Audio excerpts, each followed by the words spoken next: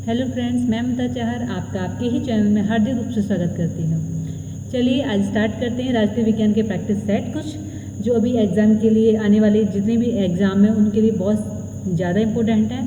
तो चलिए स्टार्ट करते हैं। इनको व्याख्या के साथ देखेंगे, पूरा डिटेल में देखेंगे और बहुत ही शानदार रहने वाली ये वीडियो, तो आप इसको टकटकी लगाते हुए देखते रहिए। पहला क्वेश्चन, संविधान सभा का प्रारूप समिति के अध्यक्ष कौन थे? संविधान सभा की प्रारूप समिति के अध्यक्ष कौन थे? डॉक्टर राजेंद्र प्रसाद, डॉक्टर भीमराव अंबेडकर, सी राजगोपालचारी, जवाहरलाल नेहरू। तो बताइए, आप इनको आप नोट कर सकते हैं अपने कि आप जिससे आपको पता चले कि हाँ आप कितने क्वेश्चन का आंसर दे पा रहे हैं और आपकी परफॉर्मेंस का आप एनालिसिस कर सकें। तो संविधान सभा की प्रारूप समिति के अध्यक्ष कौन थे? डॉक्टर भीमराव अंबेडकर। ठीक है, ये आप नोट कर लीजिएगा। Answer B. प्रारूप समिति क्या है इसके बारे में डिस्कस कर लेते हैं। प्रारूप समिति का गठन हुआ था 29 अगस्त 1947 को। इसमें 7 सदस्य थे, जिसमें से एक अध्यक्ष डॉक्टर भीमराव अंबेडकर थे। 6 अन्य जो थे उनका नाम था एन गोपाल स्वामी अयंगर, ए के अय्यर, डॉक्टर के एम मुंशी, सैयद मोहम्मद सादुल्ला, एन माधव राय जो बी एल मित्र के स्थान पर आए थे, टी कृष्णमाचारी जो खैतान के स्थान पर आए थे, इनकी मृत्यु हो गई थी। तो यह सर्वाधिक महत्वपूर्ण समिति थी जिसे संविधान का प्रारूप तैयार करने की जिम्मेदारी सौंपी जाती है और गई भी थी। अंबेडकर को भारतीय संविधान का निर्माता भी कहते हैं। तो ये इंपॉर्टेंट आप ये क्वेश्चन बन सकता है कि भारतीय संविधान का निर्माता किसे कहा जाता है? तो डॉक्टर भीमराव अंबेडकर जी को। संविधान सभा के चौथे अधिवेशन में प्रारूप समिति द्वारा संविधान को अंतिम रूप प्रदान किया गया था।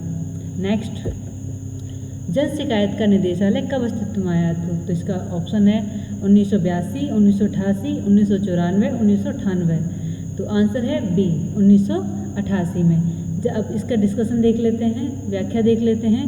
जन शिकायत करने के लिए निदेशालय 1988 में अस्तित्व में आया। भारत सरकार के मंत्रिमंडल सचिवालय में लोक शिकायत निदेशालय कुछ केंद्र सरकार के विभागों और संगठनों से संबंधित मामलों पर अनसुलझी शिकायतों के जवाब प्राप्त करने में मदद करता है। मतलब ये है कि जो लोक शिकायत की जो प्रॉब्लम है उनसे रिलेटेड सॉल्यूशन के लिए या शिकायत करने के लिए ये जो है निदेशालय बनाया गया है, जिससे जो आम लोगों की प्रॉब्लम है यहाँ पर आकर सॉल्व हो सकें और इसके लिए वो जवाब भी आके देते हैं। सिटीजन चार्टर सर्वप्रथम किस देश में लागू किया गया? भारत, अमेरिका, यूके और जर्मनी। तो सिटीजन चार्टर सबसे पहले आया था यूके में। यूके के कोई गवर्नर थे जिनका नाम हम देखेंगे, डिस्कस करेंगे। ये है सिटीजन चार्टर। सिटीजन चार्टर का प्रारंभ हुआ था यूके में 1991। जॉन मेजर ने ब्रिटेन के अंदर किया था। जॉन मेजर, ध्यान रखना, सिटीजन चार्टर का प्रारंभ मतलब ये जो अवधारणा दी थी इन्होंने ही दी थी 1991। भारत में भी 1991 में आया था सिटीजन चार्टर। डिस्कशन स्टार्ट हुआ था, उसके बाद फिर लागू किया गया।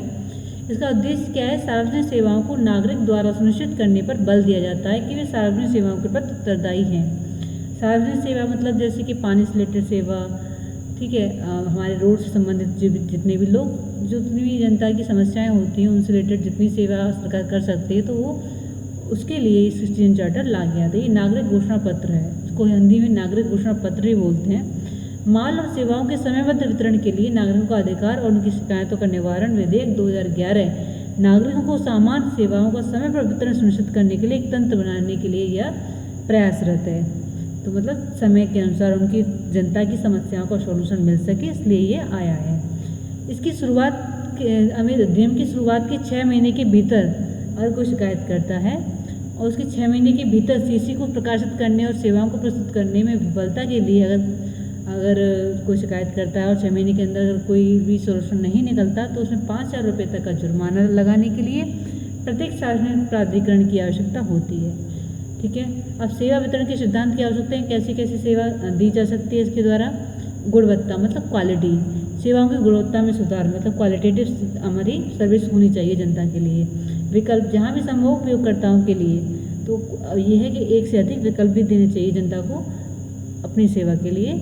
मानक के निर्दिष्ट करना कि एक समय सीमा के भीतर क्या उम्मीद की जाए, मतलब एक समय सीमा निर्धारित कर दी जाए। ऐसा नहीं है कि भाई वो कहते हैं ना, देर से दिया हुआ न्याय भी अन्याय के समान ही होता है। तो अगर देर से आपको न्याय मिलता है, जैसे हमारी न्यायपालिका हुई, वहाँ से अगर बहुत टाइम हमारी ज़िंदगी निकल जाती है तब जाके फैसले आते हैं, तो उससे वो भी एक न्याय नहीं मिला, वो एक अन्याय ही है, क्योंकि उसमें हमारी पूरी ज़िंदगी खप चुकी है। तो इसलिए ये बोला कि एक समय निर्धारण होना चाहिए। मूल्य करदाताओं के पैसे के लिए, जवाबदेही होनी चाहिए, अकाउंटेबिलिटी होनी चाहिए जैसे सेवा प्रदाताओं के लिए, कुछ अकाउंटेबिलिटी होनी चाहिए, जनता के प्रति उत्तरदायी होनी चाहिए, अगर नहीं है तो उनके ऊपर जुर्माना लगाया गया है। ट्रांसपेरेंसी होनी चाहिए, पारदर्शिता, नियमों और प्रक्रियाओं, योजनाओं और शिकायत निवारण में होनी चाहिए। मतलब ये है कि कितना जो हमारा जो भी शिकायत हमने की है उसमें कितनी प्रोग्रेसिव हुई है, कितनी भी प्रोसेस चल रही है, कहाँ तक पहुँची प्रोसेस, कंप्लीट कब तक हो जाएगी, ये सब जनता को पता होना चाहिए, उसके लिए उत्तरदायी है संगठन। सहभागिता, परामर्श उसे शामिल करना चाहिए, अगर जनता कोई परामर्श देती है तो उसको भी शामिल करना चाहिए। तो ये नागरिक को घोषणा पत्र है, इसमें नागरिकों की महत्वपूर्ण भूमिका होती है, भाग लेने तक से लेकर सेवा कराने तक। आइए नेक्स्ट चलते हैं। किसने प्रधानमंत्री का सचिवालय का नाम बदलकर प्रधानमंत्री का कार्यालय कर दिया? इंदिरा गांधी, मोरारजी देसाई, राजीव गांधी, पीवी नरसिम्हा राव। उत्तर है टू मोरारजी देसाई। तो मोरारजी देसाई ने प्रधानमंत्री का सचिवालय का नाम बदलकर प्रधानमंत्री का कार्यालय कर दिया। नेक्स्ट चलते हैं। भारत में लोकायुक्त की संख्या को स्थापित करने वाला राज्य कौन था? तो ये सर्वप्रथम जो लोकायुक्त की स्थापना हुई थी वो महाराष्ट्र में हुई थी। तो भारत में लोकायुक्त की संस्था को स्थापित करने वाला पहला राज्य जो था वो महाराष्ट्र था। 1971 में हालांकि उड़ीसा में भी आ गया था, लेकिन पारित 1983 में हुआ था, तो उससे पहले महाराष्ट्र में पारित हो चुका था। तो महाराष्ट्र पहला राज्य लोकायुक्त की को स्थापित करने वाला। अब लोकपाल और लोकायुक्त होते क्या हैं? जो लोकपाल होता है आप उसको समझ लेंगे तो लोकायुक्त आपको अपने आप समझ में आ जाएगा, क्योंकि लोकपाल केंद्र के स्तर पर गठित किया जाता है और लोकायुक्त राज्य के स्तर पर गठित किया जाता है। तो आइए लोकपाल को समझ लेते हैं। लोकपाल का क्या उद्देश्य है? लोकपाल उच्च सरकारी पदों पर आसीन व्यक्तियों द्वारा किए जा रहे भ्रष्टाचार की शिकायतों उस पर कार्रवाई करने के निमित्त पद है। मतलब ये जो भी भ्रष्टाचार से रिलेटेड सरकारी अधिकारी जो होते हैं, हमारे भ्रष्टाचार से रिलेटेड कार्य करते हैं, शिकायत करने जाता है तो पैसे लेकर उनका समाधान करते हैं या सॉल्यूशन देते हैं, तो वो चीज़ उसकी हम शिकायत कर सकते हैं लोकपाल के थ्रू, जिससे उनको सजा दी जा सकती है या उन पर प्रतिबंध लगाए जा सकते हैं। लोकपाल का अध्यक्ष होता है, अध्यक्ष कौन होता है? सुप्रीम कोर्ट का रिटायर्ड जज होगा या फिर कोई महत्वपूर्ण व्यक्ति हो सकता है। तो मुख्य न्यायाधीश हो सकता है या सुप्रीम कोर्ट के रिटायर्ड जज हो सकते हैं इनके अध्यक्ष, या कोई महत्वपूर्ण व्यक्ति हो सकता है। लोकपाल के अधिकतम 8 सदस्य हो सकते हैं, जिसमें आधे न्यायिक प्रश्नों से होते हैं और आधे कम से कम जो SC, ST, महिलाएं, अल्पसंख्यक उनसे रिलेटेड होते हैं। 8 सदस्य मतलब ये 4 वो 4 ये। इसके लिए कोई चयन समिति बनाई जाती है। चयन समिति में कौन कौन शामिल होते हैं? प्रधानमंत्री अध्यक्ष होता है इसका। ये क्लिक करें प्रधानमंत्री ही, टाइपिंग मिस्टेक है, सॉरी उसके लिए। अध्यक्ष इनके प्रधानमंत्री होते हैं चयन समिति के। और लोकसभा के अध्यक्ष सदस्य इसके होते हैं। अध्यक्ष जो लोकसभा के अध्यक्ष होते हैं उनके इसके सदस्य रहते हैं। लोकसभा में विपक्ष का नेता होता है, वो भी इसका सदस्य रहता है। तो मतलब अध्यक्ष भी हो गए, विपक्ष का नेता भी हो गया, प्रधानमंत्री तो है ही, एक मुख्य न्यायाधीश हो जाएगा। उनकी संस्था पर नामित कोई व्यक्ति भी गठित कर सकते हैं अगर मुख्य न्यायाधीश नहीं करना चाहते तो, या नहीं है तो। राष्ट्रपति द्वारा एक नामित व्यक्ति हो गया। अध्यक्ष या किसी सदस्य की नियुक्ति इसलिए अवैध नहीं होगी क्योंकि चयन समिति में कोई पद रिक्त था, तो जो अध्यक्ष है उसकी जो है सीट है वो रिक्त नहीं मानी जाएगी, अवैध नहीं मानी जाएगी। तो इसमें कितने सदस्य हो गए? चयन समिति के द्वारा 8 सदस्यों की नियुक्ति की जाती है, जिसमें से एक पर लोकपाल का अध्यक्ष हो गया जो खुद प्रधानमंत्री होते हैं, और इसमें विपक्ष के नेता होते हैं, लोकसभा के अध्यक्ष होते हैं, मुख्य न्यायाधीश होते हैं, राष्ट्रपति द्वारा नामित व्यक्ति होता है। तो ये थी लोकपाल। ऐसे ही लोकायुक्त तो राज्य में स्थापित किया था, जिसमें राष्ट्रपति की जगह राज्यपाल आ जाता है, प्रधानमंत्री की जगह मुख्यमंत्री आ जाता है, तो ऐसे करके आ जाते हैं। लोकसभा अध्यक्ष वहाँ पे विधानसभा अध्यक्ष हो जाता है, विधानसभा का विपक्ष का नेता हो जाता है। बस ये डिफरेंस रहता है और कुछ नहीं। लोकायुक्त तो राज्य के स्तर पर बढ़ जाता है सीटों में। तो नेक्स्ट चलते हैं। भ्रष्टाचार विरोधक समिति के अध्यक्ष कौन थे? मुरारी देसाई, अशोक मेहता, JB कृपलानी, के संथानम। तो भ्रष्टाचार विरोधक समिति के अध्यक्ष थे के संथानम। अब भ्रष्टाचार निरोधक समिति की थोड़ी डिटेल देख लेते हैं। इनके अध्यक्ष के संथानम थे। 1964 में इनकी स्थापना हुई थी इस समिति की, और जैसे कमेटी हो सकते हैं। इसका उद्देश्य था भ्रष्टाचार रोकने हेतु सुझाव देने के लिए गठित किया गया। इसको गठित किया है भ्रष्टाचार को रोकने के लिए। इसी के आधार पर हमने भ्रष्टाचार निवारण अधिनियम जो आया था, एक्ट आया था, वो इसी के समिति के अनुसार पर आया था कि 97 की रिपोर्ट के आधार पर आया था। तो वो हम डिटेल में पढ़ेंगे बाद में। अभी आप समिति के बारे में देख लीजिए बस। निम्नलिखित में से कौन संविधान सभा का सदस्य नहीं था? सरदार वल्लभ भाई पटेल, JB कृपलानी, जयप्रकाश नारायण, KM मुंशी। तो संविधान सभा का सदस्य बाकी सब थे, लेकिन जयप्रकाश नारायण के सदस्य नहीं थे। सरदार वल्लभ भाई पटेल थे, इन्हें समिति का अध्यक्ष बनाया गया था। जो कौन सी समिति थी आप कमेंट में बताइए ज़रा, आपको याद है, हम भी देखें, और नहीं अगर पता है तो मैं आपको डिटेल भेज दूँगी। अभी आप थोड़ा अपना भी दिमाग लगाइए, ठीक है। जिससे क्या है, एक्टिव लर्निंग होती है इससे।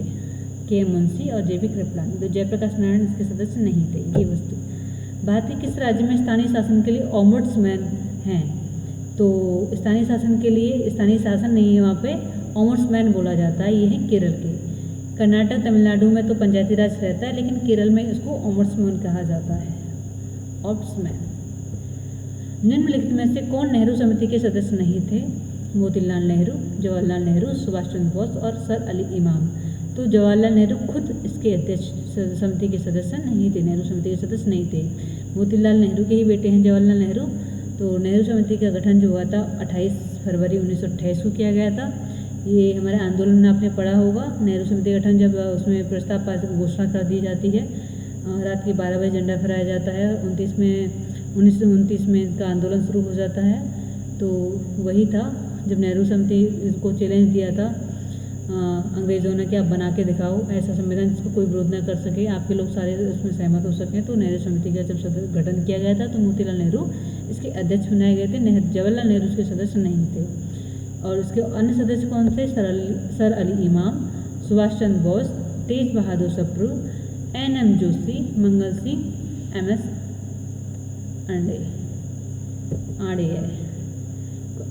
1976 में आपातकाल के दौरान संविधान की प्रस्तावना में संविधान संशोधन के द्वारा निम्न में से कौन सा शब्द जोड़ा गया? तो आपातकाल के दौरान संविधान संशोधन के द्वारा कौन सा शब्द जोड़ा गया है? धर्मनिरपेक्ष और लोकतंत्र, नहीं जी, लोकतंत्र तो पहले ही था। संप्रभु और लोकतंत्र, नहीं, संप्रभु तो प्रस्तावना में पहले ही था। समाजवाद और गणतंत्र, ये भी पहले था। समाजवाद और पंथनिरपेक्ष, यस, समाजवाद और पंथनिरपेक्ष, समाजवाद, पंथनिरपेक्ष और अखंडता, ये 3 शब्द जो थे 1976 में 42वें संविधान संशोधन के द्वारा जोड़े गए थे। अब समाजवाद क्या होता है, पंथनिरपेक्ष क्या होता है और अखंडता क्या होती है? अखंडता तो आप समझ ही गए होंगे, इसको खंडित न किया जा सके वो अखंडता होती है। तो आइए इसके बारे में डिस्कस कर लेते हैं थोड़ा। समाजवाद क्या होता है? सभी लोगों को जीवन न्यूनतम सुविधाएं प्रदान करना, मतलब जीवन की न्यूनतम सुविधाएं प्रदान करना और समाज में शोषण खत्म, ये विभेदों को समाप्त करते हुए समाज के समाजवादी ढांचे का निर्माण करना। तो ये होता है मतलब कि सभी लोगों को उनकी ज़रूरतमंद जो न्यूनतम आवश्यकताएं उनकी पूर्ति कराना और उनके शोषण और विभेदों को समाप्त करना ही समाजवाद होता है। धर्मनिरपेक्ष क्या होता है? धर्मनिरपेक्ष और पंथनिरपेक्ष एक ही बात है। इससे तात्पर्य ये होता है कि कोई व्यक्ति, धर्म क्या है? व्यक्ति का निजी संबंध है, निजी आस्था का विषय है। राज्य का कोई धर्म नहीं होता। राज्य किसी भी धर्म को विशेष रूप से प्रोत्साहित नहीं करेगा। मतलब राज्य किसी भी धर्म के लिए ऐसी बात नहीं है कि हिंदू के लिए वो अलग से कुछ फंडिंग स्टार्ट कर देना जिससे उसको प्रोत्साहन मिले, उसको बढ़ावा मिले, या मुस्लिम धर्म के लिए कर दे, ईसाई धर्म के लिए कर दे। तो राज्य का कोई धर्म नहीं है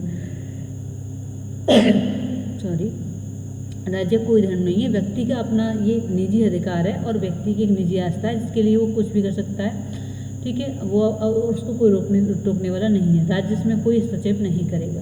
अखंडता जिसे खंडित नहीं किया जा सकता, ये अखंडता है। भारतीय संविधान में कितनी अनुसूचियां हैं? तो भारतीय संविधान में 12 अनुसूचियां हैं, लेकिन जब संविधान बना था तो संविधान में 12 से कम अनुसूचियां थी। वो कितनी थी आप जरा कमेंट करके बताइए। संविधान के प्रारूप समिति का अध्यक्ष कौन था? संविधान की प्रारूप समिति का अध्यक्ष कौन था? डॉक्टर भीमराव अम्बेडकर। ये दोबारा क्वेश्चन रिपीट हो गया है। भारत की उद्देशिका के संबंध में निम्नलिखित में से कौन से 2 अभिकथन सही है? तो न्याय, सामाजिक, आर्थिक और राजनीतिक, विचार, अभिव्यक्ति, विश्वास, आस्था और पूजा की स्वतंत्रता, चरित्र और अवसरों की समानता, व्यक्ति की प्रतिष्ठा और सम्मान का आश्वासन देते हुए भाईचारा। तो कौन सा होगा? न्याय, सामाजिक, आर्थिक और राजनीतिक। तो ये इसमें सामाजिक है, राजनीतिक है, लेकिन आर्थिक न्याय नहीं है। विचार, अव्यक्ति, विश्वास, आस्था, पूजा की स्वतंत्रता, हाँ ये भी है। विचार, अव्यक्ति, विश्वास, आस्था और पूजा की स्वतंत्रता है। न्याय सामाजिक, आर्थिक और राजनीतिक तीनों हैं। चरित्र और अवसर की समानता नहीं है। चरित्र तो मूल कर्तव्य बताया गया है। व्यक्ति की प्रतिष्ठा और सम्मान को आश्वासन देते हुए भाईचारा, ये भाईचारा के विभाग को ना नीति तत्व और उसमें मूल कर्तव्य में ही की गई है, ज़्यादातर मूल कर्तव्य में की गई है। ठीक है, बंधुता भी प्रस्तावना की है, लेकिन प्रतिष्ठा, व्यक्ति की प्रतिष्ठा और सम्मान की बात करता है, लेकिन इतनी डिटेल में नहीं। तो मेन क्या है, न्याय सामाजिक, आर्थिक और राजनीतिक, विचार, व्यक्ति, विश्वास, शास्त्र, पूजा की स्वतंत्रता। तो ऑप्शन 1 और 2। तो ये था क्वेश्चंस।